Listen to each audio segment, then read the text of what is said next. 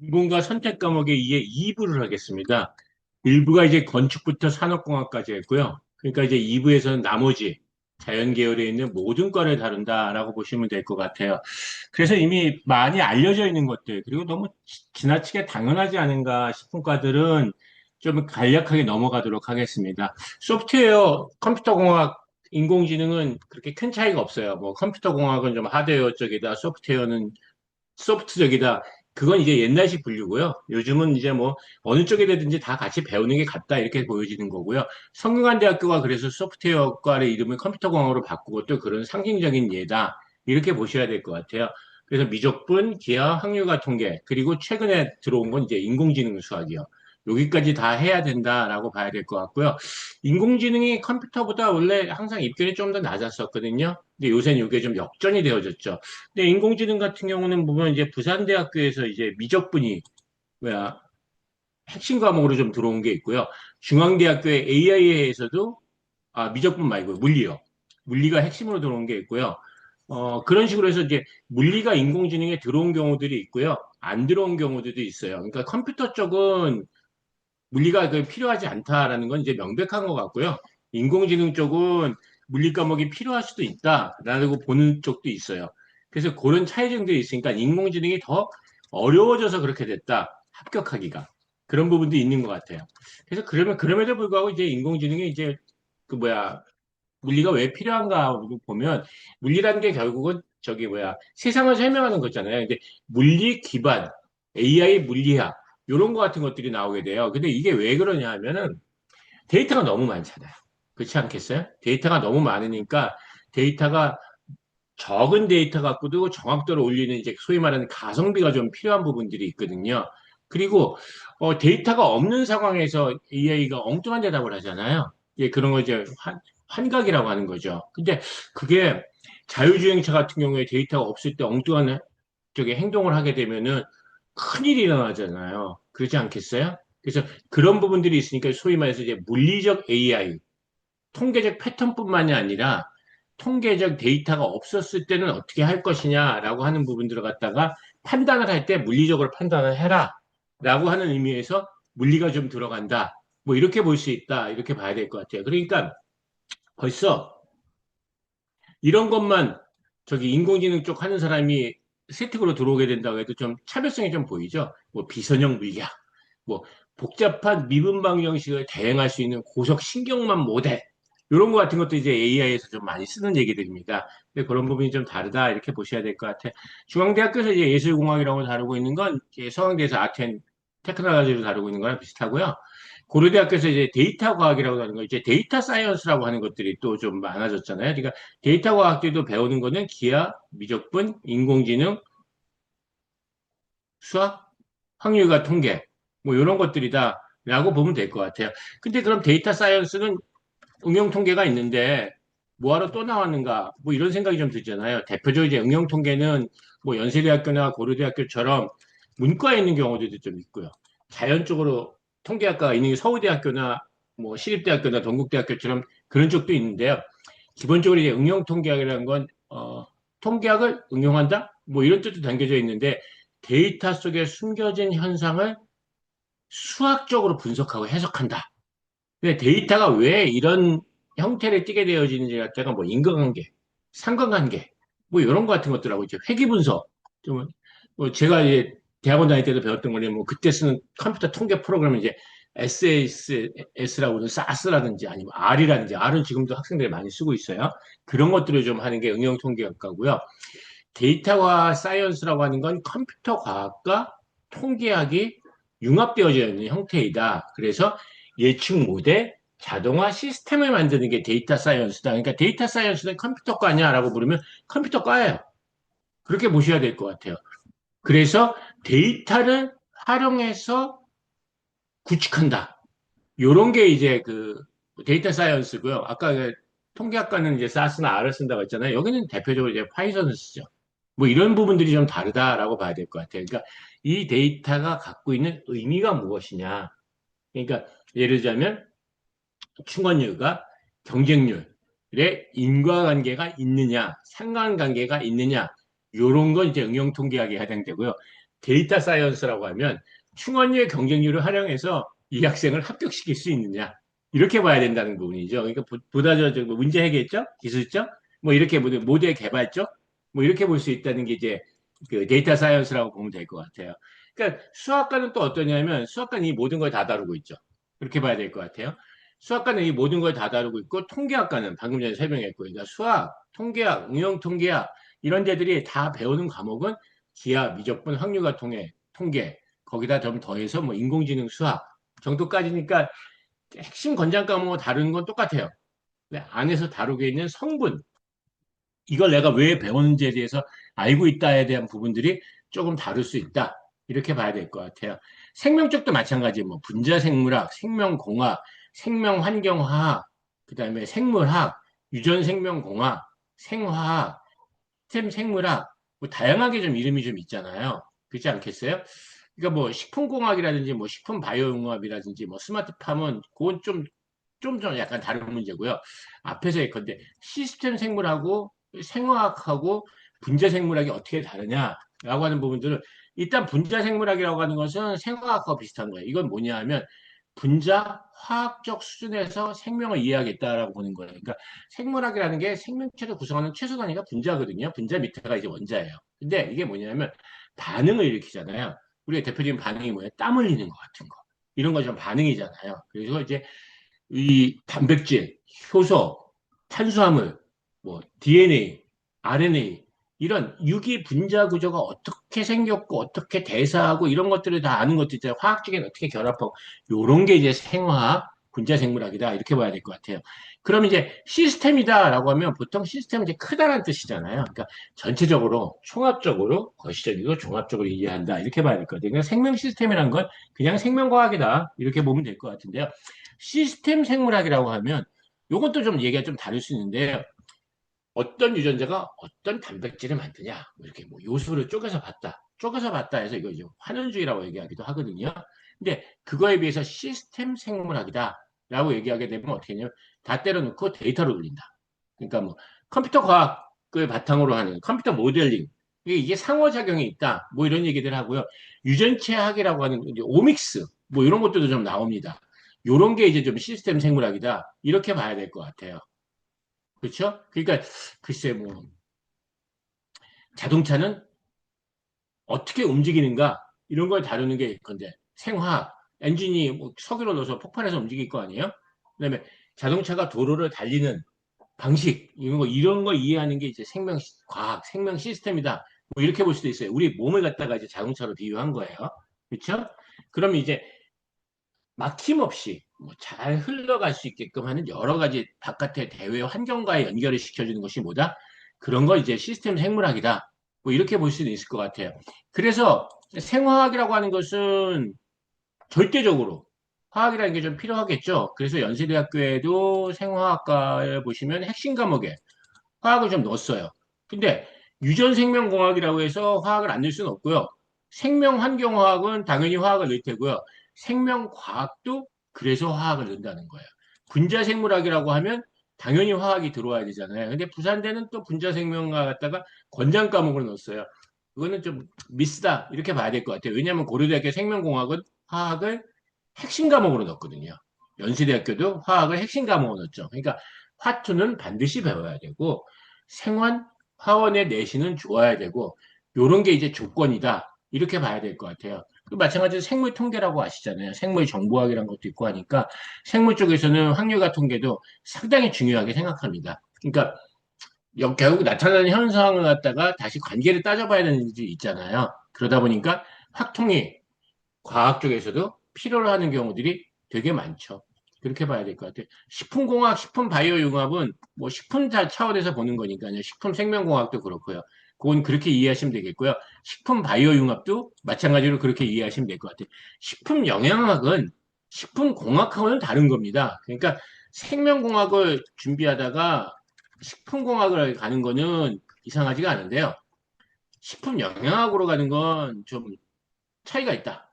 이렇게 봐야겠죠. 그러니까 뭐 식품공학이나 식품영양이나 사람의 건강, 식생활에 초점을 맞췄다. 이렇게 볼 수는 있지만 식품공학은 공학이라고 하는 것들은 대표적으로 뭐냐면 생산, 기술 개발 이런 거거든요. 그러니까 식품 영양학은 굳이 말하면 식품 과학 아니면 생리과학 뭐 이런 식으로 봐야 될 것 같아요. 그러니까 생물학을 했는데 뭐 근데 뭐 의대 약대를 준비하다 식품 영양학으로 간다 이런 건 또 좀 말이 돼요.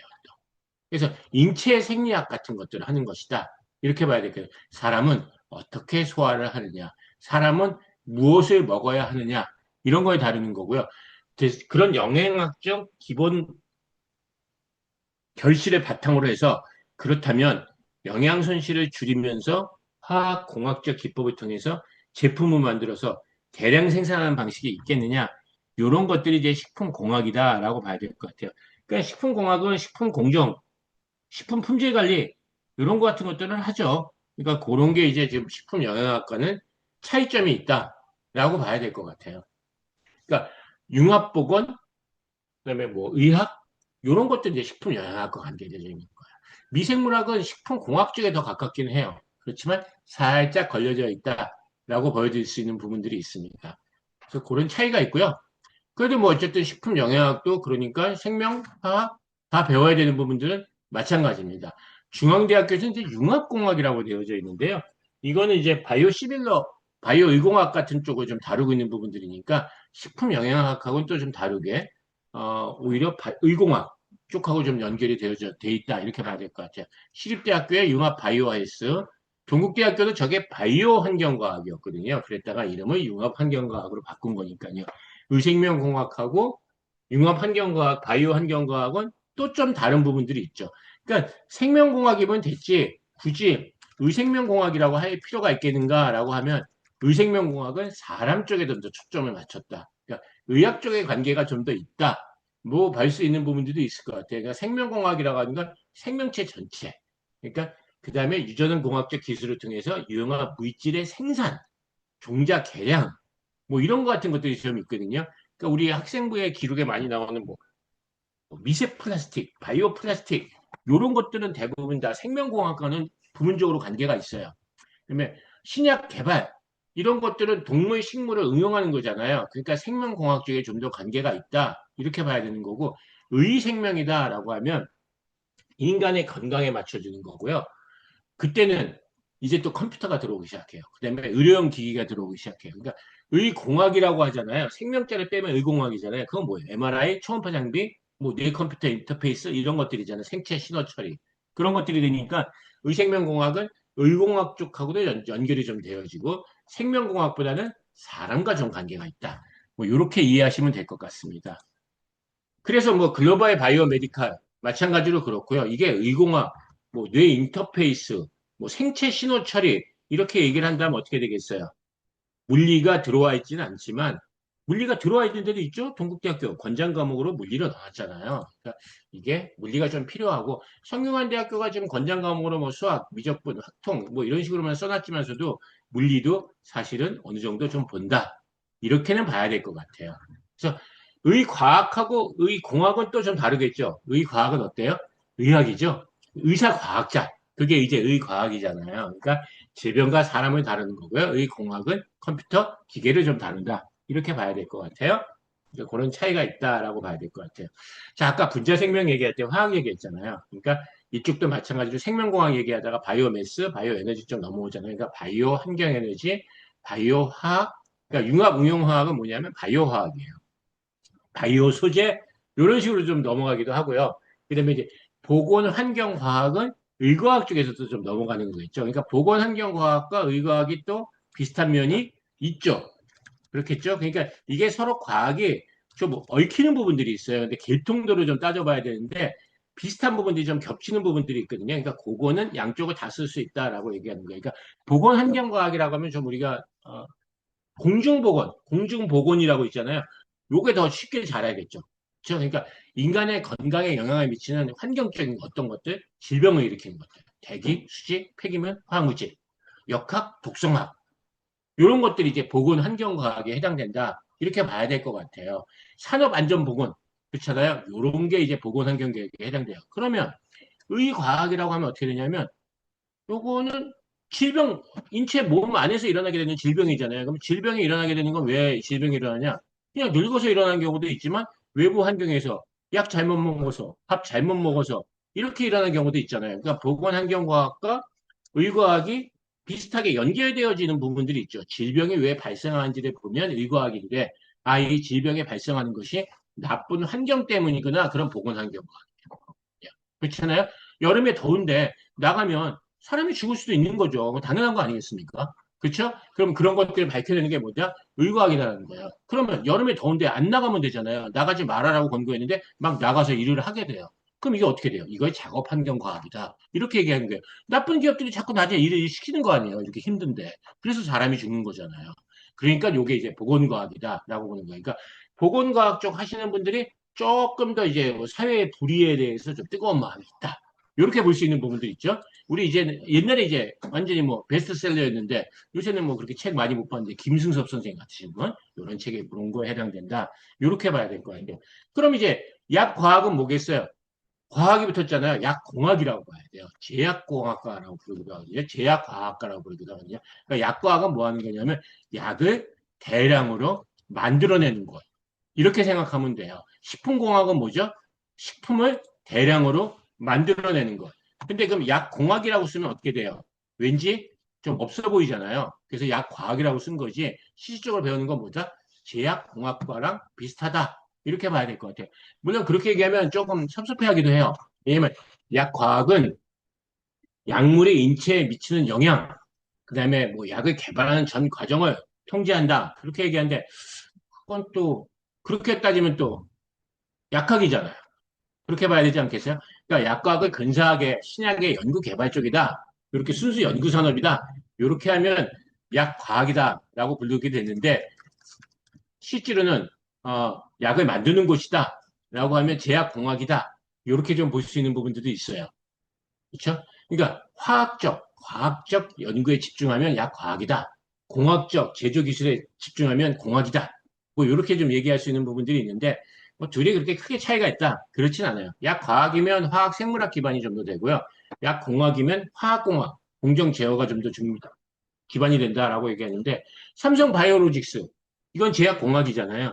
그러니까 꼭 약과학입니다라고 하는 것들 갖다가 이렇게 부각시켜야 되는 상황도 좀 아니다. 이렇게 볼 수 있는 부분들도 있겠죠. 생체의공학 그건 이제 뭐 바이오의공학이겠죠. 이렇게 보셔야 될 것 같아요. 이렇게가 다 좀 연결이 돼요. 그다음에 이제 신소재는 잘 아시죠? 반도체 이런 것도 이제 신소재예요. 재료공학 이런 것도 신소재고 2차 전지도 신소재예요. 디스플레이도 신소재고요. 그러니까 신소재랑 디스플레이랑 차이가 있냐라고 하면 별로 없어요. 신소재는 이 모든 것들을 다 다루고 있고요. 디스플레이는 디스플레이만 다루고 있겠죠. 그렇죠? 그런 차이가 있죠. 그러니까 신소재를 하다가 디스플레이 융합을 가는 건 하나도 이상하지가 않아요. 그럼 디스플레이 융합을 했다가 신소재를 전과를 하는 것도 가능해요. 다녀봤더니 좀 별로더라라고 하면 그렇게 되고요. 최근에 디스플레이 공학은 IT 소재, 반도체, 그다음 뭐 에어로볼, AI, VR 이런 것도 다 해요. 그렇기 때문에 디스플레이가 화면만을 만드는 건 아니에요. 화면만을 기울이는 건 아니거든요. 그런 관점에서 놓고 보면 좀 반도체적인 부분들이 좀 있다 이렇게 볼 수 있는 것도 있어요. 왜냐하면 디스플레이 구성하고 있는 게 방막 트랜지스터 이런 거거든요. 이게 뭐예요? 이게 반도체거든요. 그래서 그런 면에서 그렇고요. 지금 우리는 뭐 가로나 세로나 한 번씩밖에 안 접잖아요. 이게 생각보다 더 많이 접을 줄 알았는데 계속 안 접고 있어요. 이게 더 쫙쫙 늘어나기도 하고요. 더 많이 접을 수도 있고 돌돌돌 말 수도 있는데 그 부분이 결국 많이 안 팔려서 그래요. 근데 시간이 지나면 좀 더 많이 팔리겠죠? 그렇게 되면 이제 디스플레이 쪽이 좀 더 좀 되지 않겠는가라고 해서 디스플레이가 화면을 키우고 화면을 휘게 하는 거 그것만 꼭 하는 건 아니다. 이렇게 하시는 점들 꼭 아셨으면 좋겠다라고 보는 것 같아요. 그래서 좀 많죠. 그래서 어쨌든 신소재 쪽은 그러니까 전에는 정보전자만 있었던 건 아니에요. 다른 쪽도 좀 있었는데 대표적으로 이제 에너지 쪽도 신소재가 필요로 하겠죠. 근데 이제 요새는 신소재다라고 하면 정보 전제 쪽이 좀 더 많아졌죠. 그래서 경희대학교는 그게 정보전자 신소재라고 했다가 혹시 이건 우리 정보만 하나 보네? 이렇게 생각을 해갖고 정보전자를 띄워버리고 신소재라고 했어요. 사실 어때요? 그냥 정보전자 신소재로 이름을 붙이는 게 더 나을 뻔도 했었어요. 그러니까 에너지 신소재를 가게 되면 어떻게 되냐면 전자공학도 배우고 재료공학도 배우고 물리화학 다 배워요. 그러니까 에너지 신소재를 간다고 해서 전자공학을 안 배우는 건 아니거든요. 에너지 신소재가 대표적으로 하고 있는 게 뭐예요? 이체전지. 그걸 하고 있거든요. 그래서 이차전지 부분을 다루고 있기 때문에, 그 다음에 뭐, 커패시터?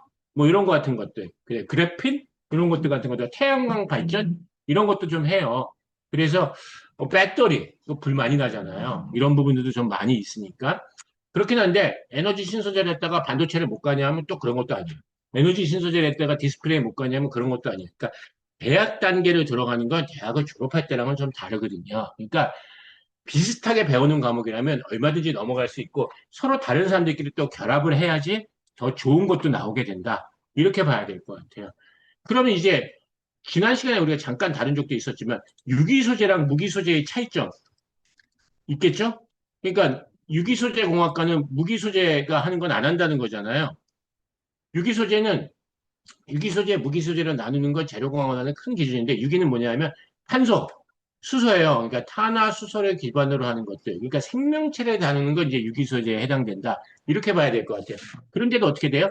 요게 유기 발광 다이오드라고 디스플레이 쪽에 딱 넘어오죠. 그렇죠? 그다음에 고분자 플라스틱이라고 있어요. 고분자 공학도 있죠. 이 고분자 플라스틱의 대표가 뭐죠?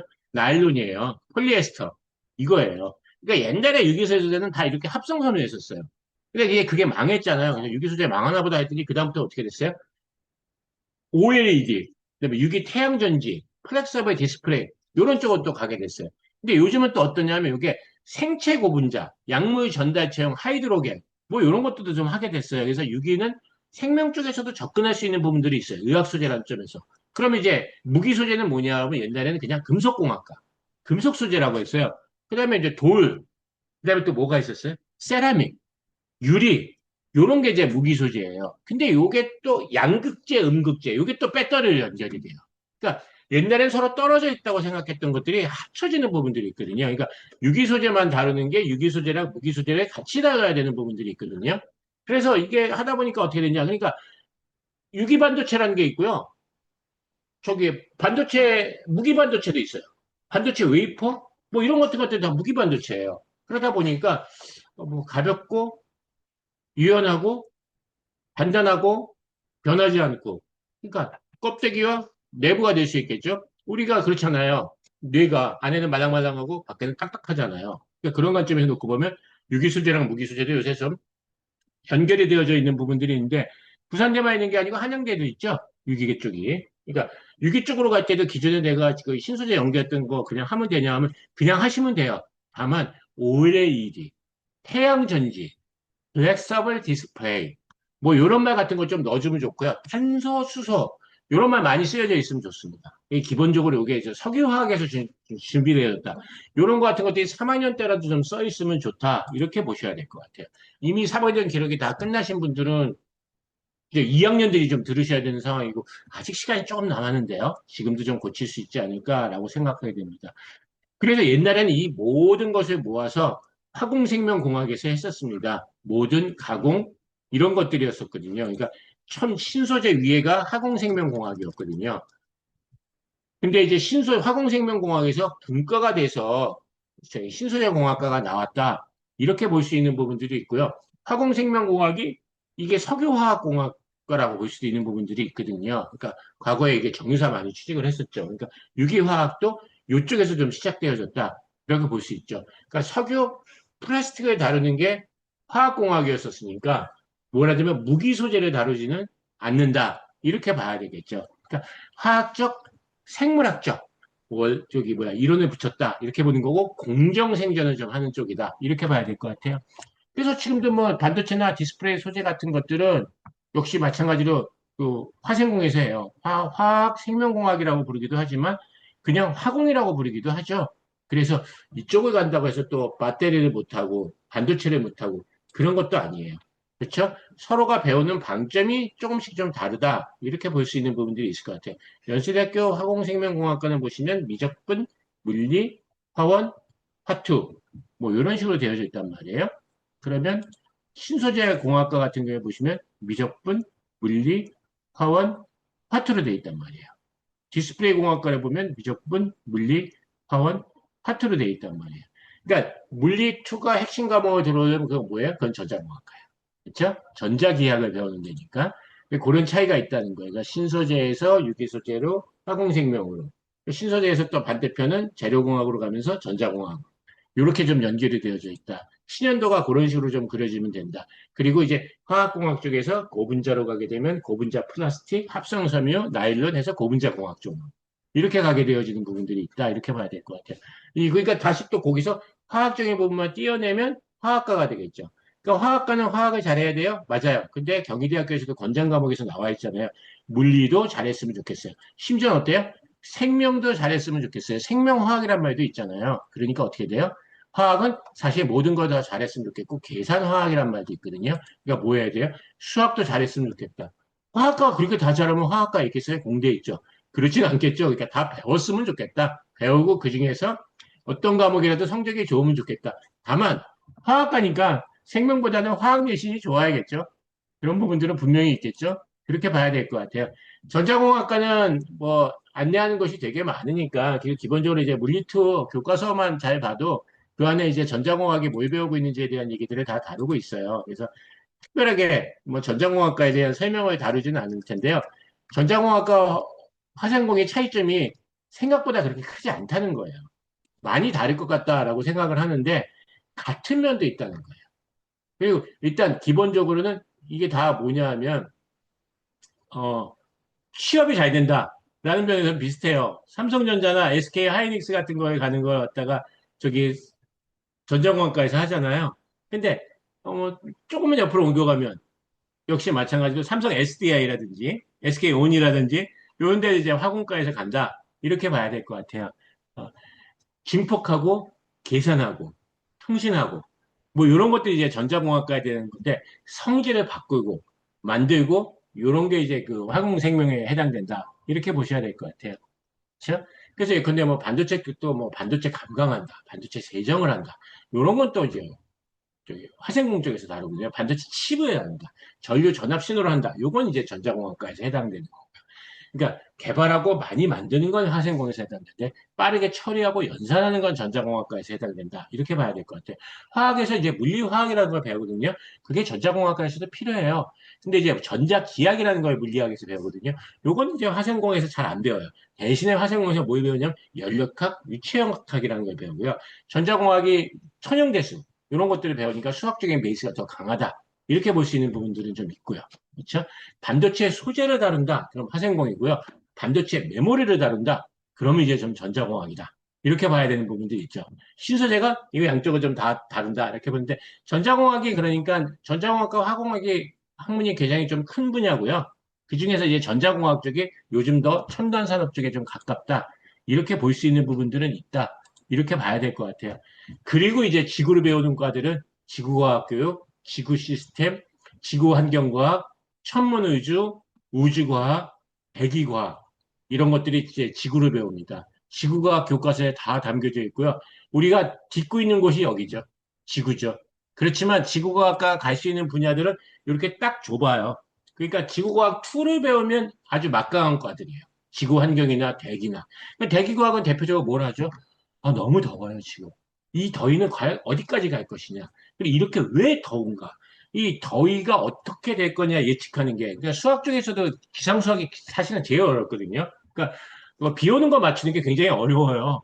그렇거든요. 그러니까 주가 맞추는 게 비 오는 거 맞추는 거는 약간 좀 쉽다. 이렇게 볼 수 있는 부분들이 좀 있거든요.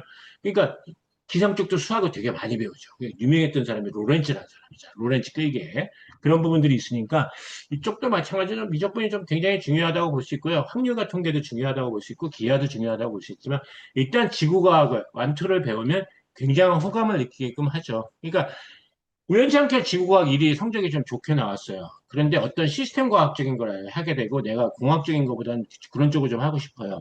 라고 하면 해주고 우주과학이나 천문의주학 같은 거는 사실 또 우주항공공학과 또 연계되어져 있는 부분들도 있잖아요. 그래서 자기가 끌리는 분야에 가면 또 성공할 수 있는 부분이 있다. 이런 얘기를 좀 드릴 수 있을 것 같습니다. 전공과 선택 과목의 이해, 자연계열 2 이걸로 마치고요. 다음 시간에는 문과를 하도록 하겠습니다. 고맙습니다.